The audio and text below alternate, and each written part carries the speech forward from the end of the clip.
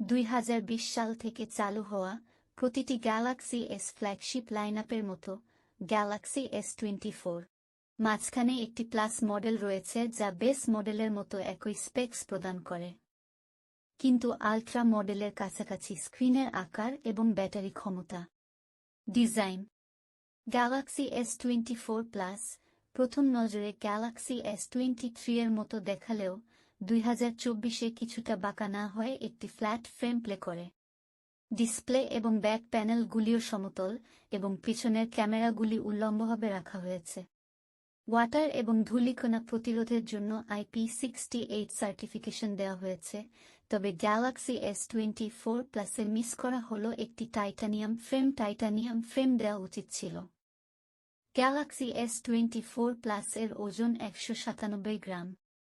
Samsung Galaxy S24 সিরিজের সাথে তার এক্সিনোস চিপগুলি ফিরিয়ে আনছে এবং S24 প্লাস বেশিরভাগ দেশের এক্সিনোস 2400 দ্বারা চালিত।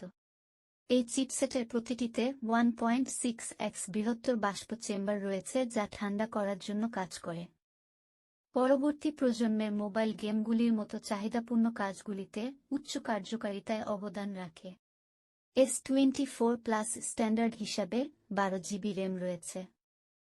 ফোনটিতে 4900 mAh ব্যাটারি ক্ষমতা রয়েছে, যা গ্যালাক্সি S23 প্লাস এর থেকে 200 mAh বেশি। চার্জিং স্পিড 45 ওয়াট এ টপ আউট সাপ্লাই করে।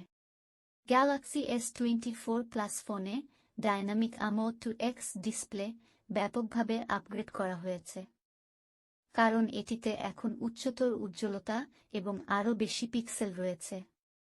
প্যানেলটি 2600 নিট উজ্জ্বলতা দিতে পারে এবং প্লাস মডেলের ইতিহাসে প্রথমবারের মতো Galaxy S24 plus QHD resolution গ্রহণ করে আল্ট্রা ভেরিয়েন্টের সাথে মিলে যায়। গ্যালাক্সি S24 প্লাসের একটি 6.7 ইঞ্চি ডিসপ্লে রয়েছে, যা আল্ট্রা এর থেকে 0.1 ইঞ্চি ছোট। এটির পিক্সেল ঘনত্ব বেশি। ফোনটি সর্বদা অন ডিসপ্লের ক্ষমতাও রয়েছে।